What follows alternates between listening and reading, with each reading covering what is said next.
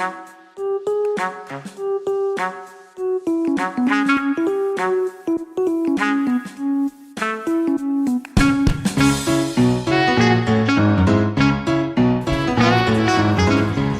is the Front Porch podcast.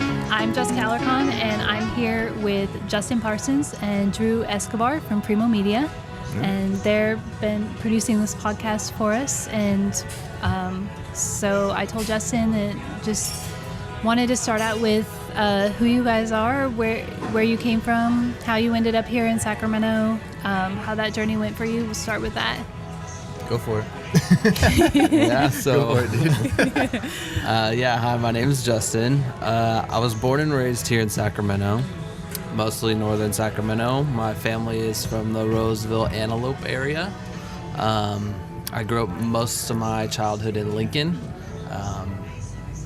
Grandmas, grandpas, everybody that I've known has pretty much lived in all areas of the Sacramento spot. I've actually only lived in the Sacramento area for like 2 years. I was born in Orangevale. My parents worked in Silicon Valley, so I'd lived in San Jose, Morgan Hill for the first like 10 years of my life. Then moved to Oregon, lived there until I graduated high school, went to college upstate Oregon a little bit, met a girl, went to Washington, and then wanted to go back to school, so I got an audio engineering degree. And my mom had moved from Southern Oregon down here, and she said, come to Sacramento. It's on the come up right now. There's so many businesses that are moving out here from the Bay, and things are really, climbing as far as, I guess, building up of the city and stuff like that, and just opportunities versus in Washington and Oregon. So came down here and got a job at a restaurant, and that's where I met this guy. Okay. And we both had a passion for photography and music and cinematography, and so we just decided to start Preemo. And we've been going since early February, I think. Okay. Yeah, February of this year. Yeah, and just kind of been... You're quite new. Yeah, we're new. But it's been a good first year for us. We've done a lot of things. We've met some really awesome people, and we're looking forward to doing more and more in Sacramento. Got it. So you came for opportunities for jobs and career development. Yeah, I didn't know what to expect when I got here, and I actually really like the area because there's so many different little vibes that it has, right? Like, you can be in the middle of the city and feel like you're in a big city, and then you drive 20 minutes north and you're in the middle of the country. And it's quiet, which is super cool. And from being from a place where it's like you go out and you can look up at the stars at night because you can see the stars because it's not completely polluted. You get that here in Sacramento and places too, which is cool from my point of view. So why Sacramento for you, Justin? Why'd you come back? It's home. I think growing up, you kind of feel like you're in a small town, and you want to leave. There's something always bigger and better. The grass is greener somewhere else. I think everybody feels that. I think after leaving, and talking with other people from their hometowns, everybody sort of feels that. But you definitely miss something when you leave, and I think a lot of people that have lived here, grown up here, that has left kind of feels that same thing. Like, kind of like Drew was saying, there's pockets of places, and it's like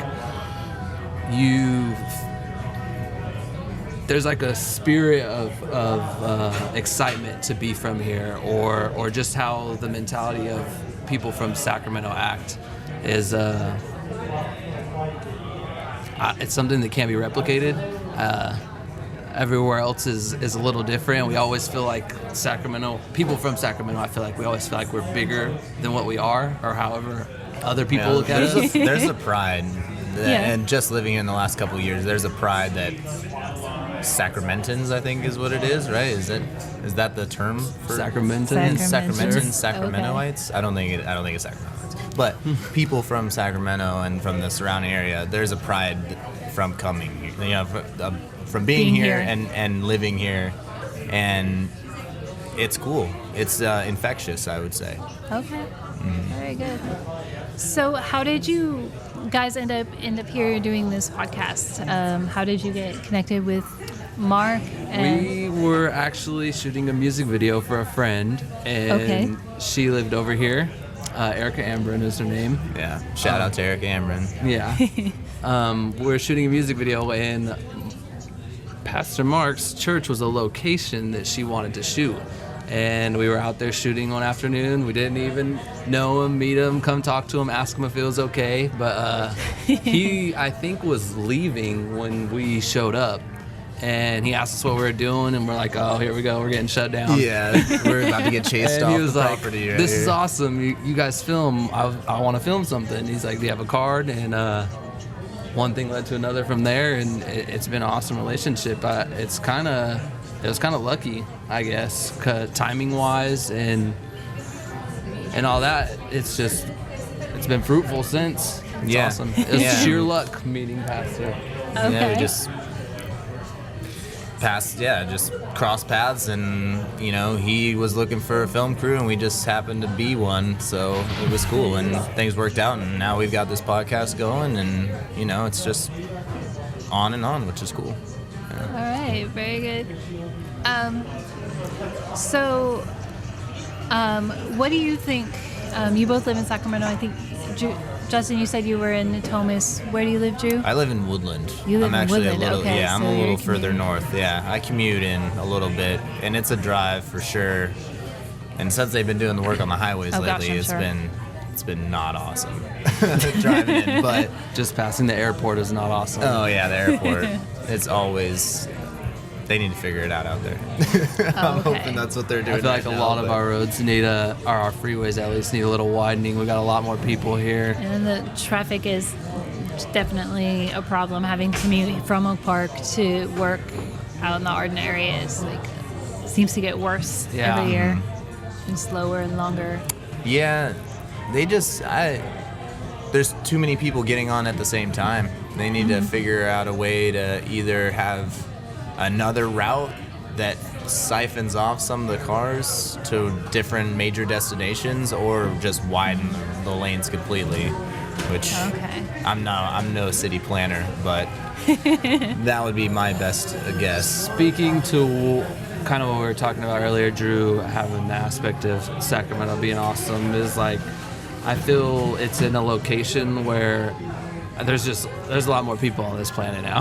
Yes. So we're getting a lot of overflow from the bigger cities, I feel like. Even from when I was younger, like the town that I said that I grew up in, Lincoln, was literally one freeway with like a main street to like, we have Targets and Home Depots and a casino, and it's, I see that kind of going everywhere in Sacramento. Yeah.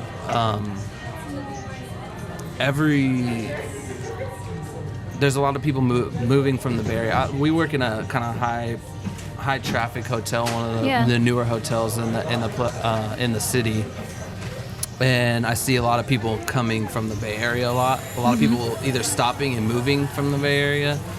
I don't know if that's general to everywhere, but I know that every city is getting.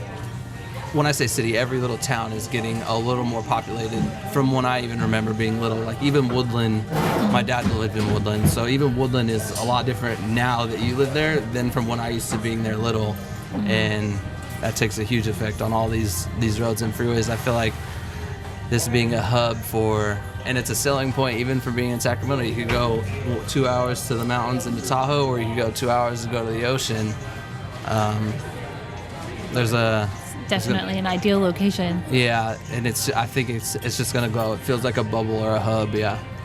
So you mentioned the traffic, but how else do you think the growth, and in particular the traffic from the Bay, is affecting the city? I know you said you see a lot of that in the hotel, and certainly a lot of my newer neighbors here in Oak Park are, buying in from the Bay where they can, things seem You have really neighbors inexpensive. that go to the Bay Area. Oh, gosh, Oh yeah, I'm sure absolutely. it's, I had a friend around the corner. She was commuting to Richmond. Yeah.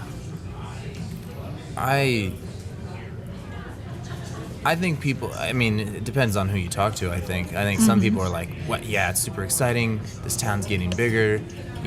There's more and more people coming from other towns. But then I'm sure there's people that have lived here quite a long time that are like, yeah, I don't want a bunch of people from the Bay Area coming. Like, I don't want, and I don't want Sacramento to turn into the next San Francisco. Mm-hmm. San Francisco's got a lot of stuff going on. Yeah. And there's a lot of good stuff, but they have a lot of problems too that I don't want Sacramento to adopt those problems. Such as? The homeless issues. Which is already something that you see here. Yeah. Just major problems with, I think, opioid addiction and just needles all over the sidewalk and stuff like that. Yeah. I don't see that here. I've seen it in places, just little bits, but from what I hear about San Francisco and what I've seen down there, I hope that doesn't turn into Sacramento. I hope it doesn't spread like that. But then, you have the other side of it of, we just got the go for the MLS team and the new stadium, and where that's going to bring in a whole bunch of more, hopefully, jobs, right? More businesses are popping up. And it just creates growth. I'm hoping it, creates more of a positive effect than a negative one. So I don't really know what to expect. So, having been here for most of your life, what do you think? What do you think is changing in the city as all of this growth is coming in? Well, I'll just start by saying it was a lot more rural. Yes. Seen a lot more fields and cows. Now I see buildings and construction going on. So the pavement's growing, is what you're saying. More pavement. Yeah. Do you think do you see any noticeable social changes, like the way people live together and interact with each other?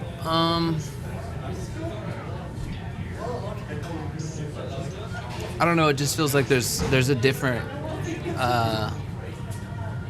it's a different type of people, I guess. I don't know. It like, I don't want to say it felt hometown, like everyone knew everybody. It wasn't like that, but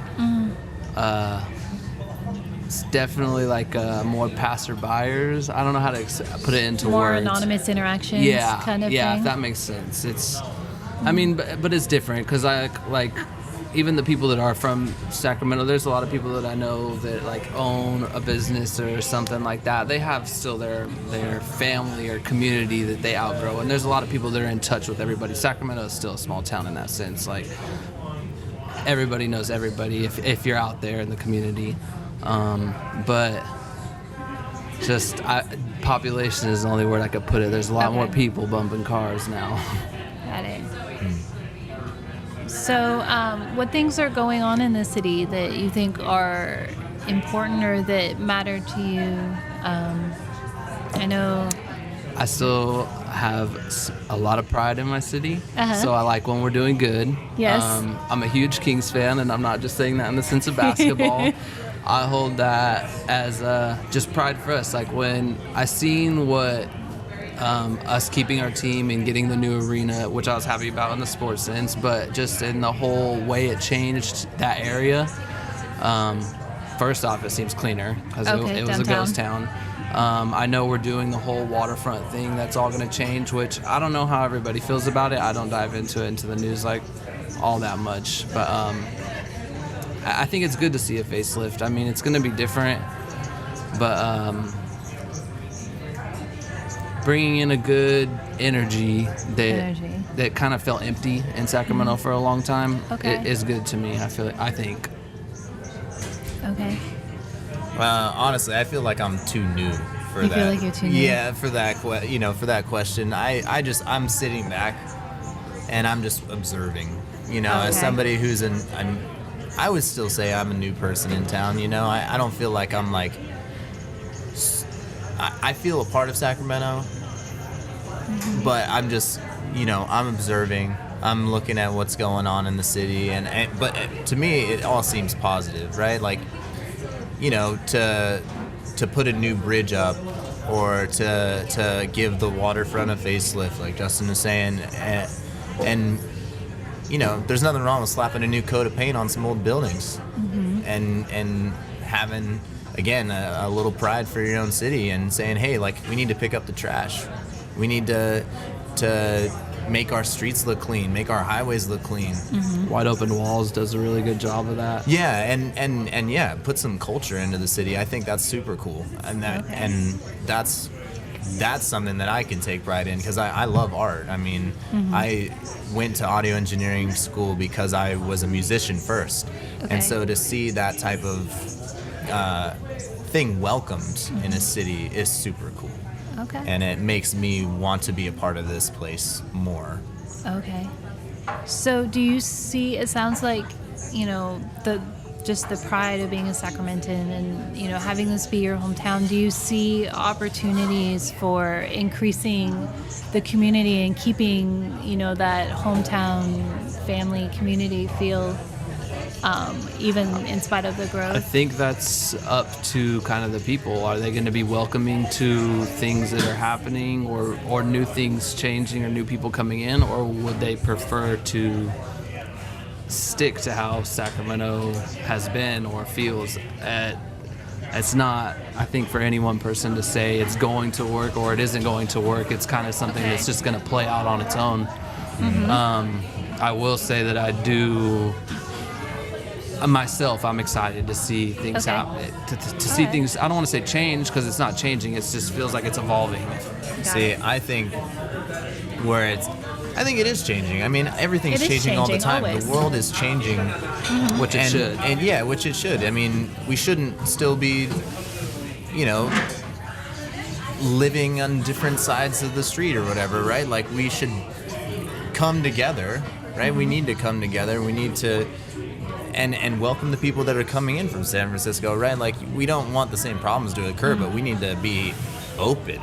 Yeah. And, I feel like Sacramento welcomed me in as somebody just, some out-of-stater. Like, I was a Washington boy who came down, and, I was a Californian before, but Sacramento was new to me, and it's still a little bit new. But I like it here, and it does feel like a welcoming thing, welcoming city, and I think it should continue that way. And, we've got a long way to go before we're a perfect city or a nation or whatever. Like, change is good, and we just have to look at things in a positive light, right? Because glass half empty, glass half full type thing. So, the change is definitely an issue here in Oak Park and in the neighborhood, with, as a good degree of tension between the people who've been here for a long time, and especially the people who maybe have been here and don't necessarily own their houses and are not able to afford it. And, I think we said last time that isn't just an Oak Park problem; it's an everywhere problem. Yeah. But how do you see, in the face of change, kind of the new and the old coming together and forming an evolving community that's mutually beneficial?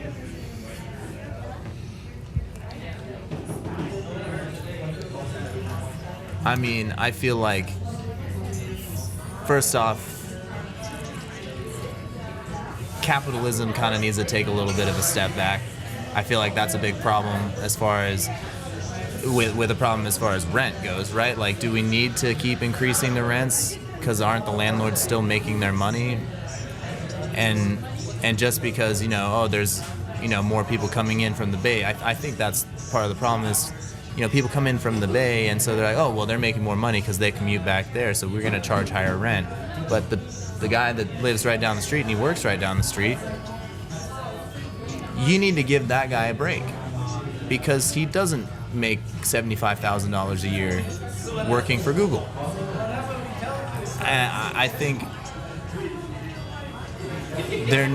there needs to be some sort of, I don't know if there needs to be like a tier system or something, but the way of that going that direction is not, it doesn't work. I think you gotta know and understand the people that you're talking about, your community, your people. Because each person is going to have their own problems, their own issues, their own things that they go through. Like you said, they could be coming from the Bay Area and working out there. They could be from here, living here for forever, and they still can't own their house. It's just different.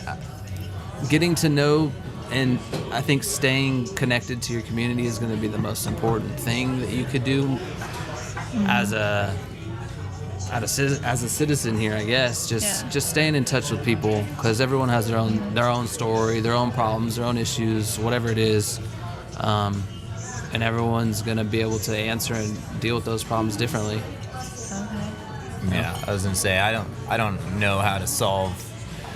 I don't know if it's about solving, but what can we do maybe to do it just a little bit better?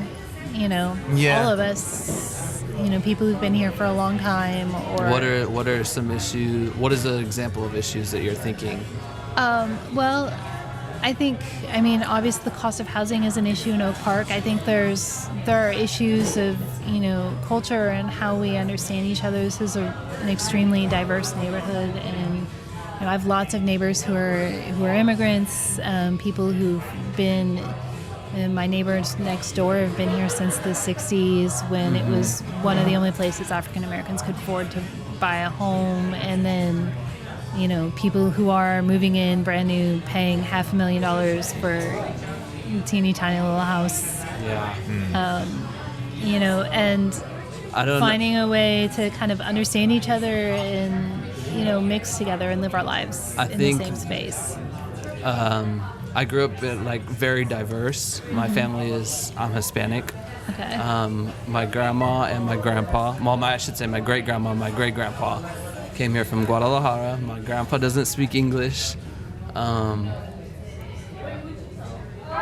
grew up, like I said, in Antelope. There's a very heavy Russian-Ukraine community. My girlfriend's best friends and all family are mostly Middle Eastern. I grew up in the Thomas, so I grew up around a lot of African American. The diversity thing, I think I'd grown with. Isn't it something I had to learn? I had friends of every sort of race, I guess, and it wasn't like I lived in this neighborhood, so I was that was my people. Yeah. I think that's one of the beautiful things about Sacramento, is that more than anywhere else I've ever been, we all live next to each other, rather than, I said I lived in LA County, and here's the Korean town, and here's the Mexican town. And there's definitely, they sap some of their pockets, just as anywhere. But, and that's why I think communicating and understanding, because although everybody's different, the more that I've talked to everybody's generally kind of the same. There's really no difference. I mean, I will say that I appreciate the families that are very family oriented, meaning I know a lot of people whose grandmas live in the house with the kids and the aunts and the uncles, and they just grow up that way. I don't know, and I appreciate something like that. I didn't live with some of my mom. I didn't live with my dad. I lived with my aunt at some points. So the people that are family oriented, I appreciate, and just spreading that outwards to not just your family but everybody else, I think is kind of important. There's a barrier there that I feel that you're pointing to that I don't think should necessarily even be there. It's kind of like a forced obstacle. Okay. It's just a discussion, I think. And more people that come into the city, just the more people you got to converse with. Or it could be that, like I said, that it's just a growing community, but you have to just keep the community together as whatever you have to do, right? If you have to get your barbecue out and put it on your driveway and say, hey, I'm flipping burgers tonight. You gotta cook want to dinner bring, anyways. Yeah, exactly. And say hello to your neighbors, and it starts with the people that are right next door, and that's how you knit together a community. So, that's as far as I know. Yeah.